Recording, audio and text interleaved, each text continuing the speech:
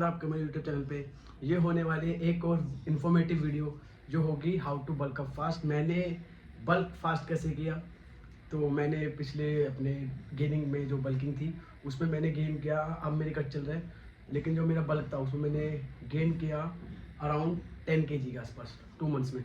तो मतलब 1 मंथ में 5 kg का रेशो लेके चला। तो मैं अब आपको ऐसे कुछ पॉइंट बताऊंगा जो आपको ध्यान रखने हैं अपनी डाइट में, अपनी ट्रेनिंग में एंड अपने सप्लीमेंट्स में क्या ऐड करना चाहिए आपको, जो आपकी काफ़ी हेल्प करेंगे जो बहुत स्किनी है लोग उनके लिए। तो आज मैं इस वीडियो में 3 टॉपिक की बात करूँगा। तो सबसे पहला है डाइट, दूसरा है मतलब वही न्यूट्रिशन हमारी जो भी आती है, सबसे पहला पॉइंट वही रहेगा। एंड दूसरा है ट्रेनिंग, आप ट्रेन कैसे करते हो। And third one is supplement. Supplement को मैं एंड में ले दे रहा हूँ, उसको ज़्यादा प्रायोरिटी नहीं देनी अगर आप बिगिनर है तो सबसे पहला पॉइंट हम आएंगे डाइट के लिए। आपने सुना होगा, काफ़ी नॉर्मल है कि अगर आपको डाइट या आपको बल्क करना है, आपको गेन करना है, तो आपको कैलोरी सरप्लस में खाना पड़ेगा। लेकिन वही तो प्रॉब्लम, हम लोग कैलोरी सरप्लस में नहीं खा पाते। अगर आप लोग स्किनी थे, जैसे मैं जब जिम मैंने शुरू किया था तो मैं 42 kg का राउंड था, 42 kg का राउंड था। तो अभी मेरा वेट 75 था, हाईएस्ट जब गया 75-76 का राउंड था। अब मैं कट पड़ूँ तो और इसे कम करेंगे। तो इस दौरान खाया नहीं जाता हमसे, ये बहुत बड़ी समस्या है। मैं समझ सकता हूँ जो स्किनी लोग हैं, जो भी है, तो जो वेट गेन करना चाहते हैं, जो बल्क करना चाहते हैं, उनसे खाया नहीं जाता। तो यही समस्या है। तो इसको लेके एक नॉर्मल सी मैं एक प्रॉब्लम सोल्व करने का आपको बोलूँगा कि जब हमसे नहीं खाया जाता तो हम ट्राई करेंगे कि कम क्वांटिटी वाले ऐसे फूड खाएं, ऐसा फूड का सोर्स चुने जिसमें ज़्यादा कैलोरीज डेंस हो, यानी कि कैलोरी डेंस फूड की तरफ। मैं 2-3 आपको वो लगा दूंगा स्क्रीन। कैलोरी डेंस फूड से जैसे कि आप स्वीट पोटैटो हो गए, चीज़ हो गए, मैं 2-3 आपको फूड्स आइटम लिखा दूंगा, तो आप उनका ज़्यादा यूज़ करें। और ये समस्या सबके साथ रही है, चाहे जितने भी कैलोरी डेंस फूड खा लो, आप ज़्यादा नहीं खा पाते। तो इसका एक सिंपल सा एक रूल है जो हर, मेरे को लगता है हर जो बल्क पे होगा उसके लिए बहुत हेल्पफुल होगी, कि आप स्मूदीज ट्राई करें।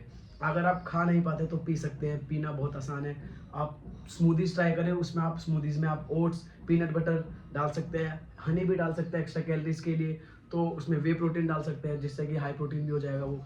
तो स्मूदीज का भी वो यूज़ करें जिससे कि आप ज़्यादा कैलोरीज कंज्यूम कर पाए, क्योंकि खा नहीं सकते तो पी सकते हैं इजीली। आपको ज़्यादा कैलोरीज कंज्यूम लेगा अराउंड। आप उसमें कुछ भी आइटम डाल लीजिए, चाहे एग्स भी डाल सकते हैं, कई लोग एग्स प्रेफर करते हैं, लेकिन मैं आपको बोलूँगा अगर आप बिगिनर है तो आप ज़्यादा हैवी ना बनाए, थोड़ा थोड़ा करके उसमें आइटम्स ऐड करें।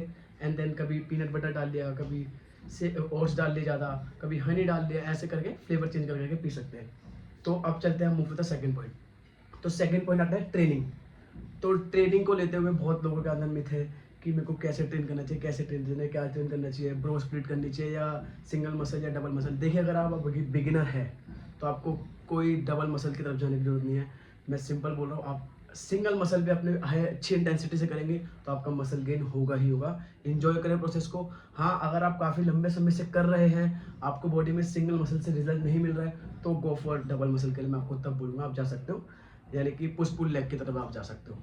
ब्रो स्प्लिट, मैं ब्रो स्प्लिट करता हूँ पर्सनली, मेरे को बहुत रिजल्ट मिलता है ब्रो स्प्लिट से। मैं बहुत सेटिस्फाइड हूँ अपने स्प्लिट से, मेरे को इस स्प्लिट से रिजल्ट मिलता है, तो मैं यही करता हूँ। मैं डबल मसल नहीं करता। बाकी पर्सन टू पर्सन डिपेंड करता है, अगर किसी को रिजल्ट नहीं मिल रहा है तो वो जा सकता है इसके लिए पुश पुल लेग की तरफ।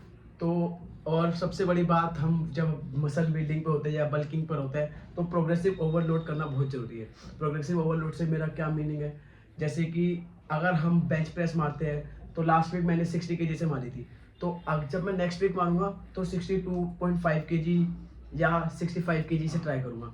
यानी कि हर वीक अपने जो स्ट्रेंथ है अपनी मसल्स की अपने एक्सरसाइज की स्ट्रेंथ को डेवलप करना प्रोग्रेसिव ओवरलोड है।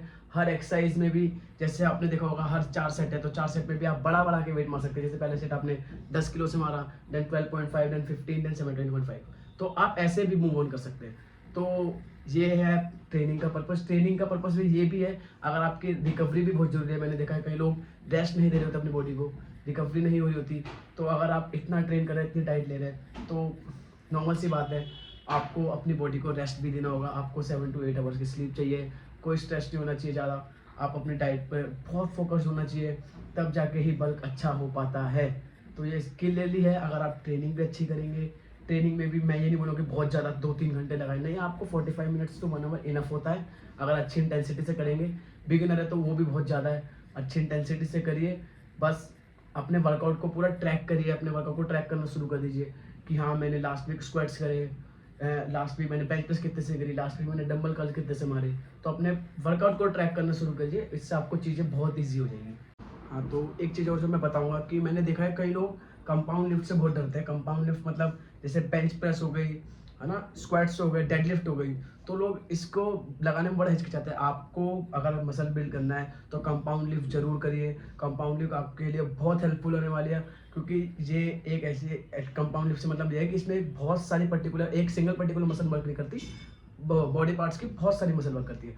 तो आप जिससे ज़्यादा एनर्जी पुश कर पाते हैं और मसल्स पे ज़्यादा लोड डाल पाते हैं। तो कंपाउंड लिफ्ट भी आपने अपने वर्कआउट में ऐड करनी है, ये बात जरूर ध्यान रखिएगा। अब move to the third and last point जो है सप्लीमेंट्स। तो सप्लीमेंट्स को लेके लोगों के अंदर बहुत मिलता है कि सप्लीमेंट लेंगे तो कुछ ज़्यादा हो जाएगा, ये लेंगे तो कुछ ज़्यादा हो जाएगा, कि भाई हमें ये लेना चाहिए नहीं लेना चाहिए। तो देखिए, अगर आपका बजट है, आपका पॉकेट अलाउ करते हैं, तो जो मैं बल्किंग में सिंपल से बोलूँगा आपको, जो 2 सप्लीमेंट अगर आप ऐड कर सकते हैं तो ऐड कर सकते। पहला है क्रिएटिन, दूसरा है ग्लूटामाइन। तो ये जरूर ऐड कीजिए। अगर आपको लगता है कि ग्लूटामाइन नहीं, क्रिएटिन नहीं, मेरे को प्रोटीन ही ऐड करना है, प्रोटीन भी ऐड करना है, तो आप प्रोटीन भी ऐड कर सकते हैं किसी अच्छी ब्रांड का। लेकिन अगर आपका बजट नहीं है तो मैं बोलूँगा आप ग्लूटामाइन जरूर ऐड कीजिए, आपकी रिकवरी के लिए बहुत हेल्पफुल होता है ग्लूटामाइन। लोग ग्लूटामाइन को बहुत अंडररेटेड है ग्लूटामाइन, लेकिन ग्लूटामाइन ऐड करना मस्ट है। तो उसके बाद आप क्रिएटिन पे आइए, एंड देन अगर आपके पास बजट है तो गो फॉर सप्लीमेंट, तब सप्लीमेंट पे जाओ। वरना अगर आप अपनी डाइट से पूरा फोकस कर सकते हो कि डाइट से अपना प्रोटीन इंटेक पूरा ले सकते हो, तो फिर आप प्रोटीन की तरफ मत जाना। अदरवाइज कोई इशू नहीं है तो आप जा सकते हो, तो जा सकते हो, आपकी पॉकेट अलाउ करते हो तो आप जा सकते हो। देन ये 3 मेजर पॉइंट है जो मेरे को बहुत हेल्पफुल रहे मेरी जर्नी में, मेरी बल्क की जर्नी में कह लो। तो मैं अपने कुछ ट्रांसफॉर्मेशन की फोटोज़ भी डाल दूंगा इसमें, मैं पहले कैसा था, अब मेरा वेट कितना है, क्या है आगे का प्लान, जो भी है।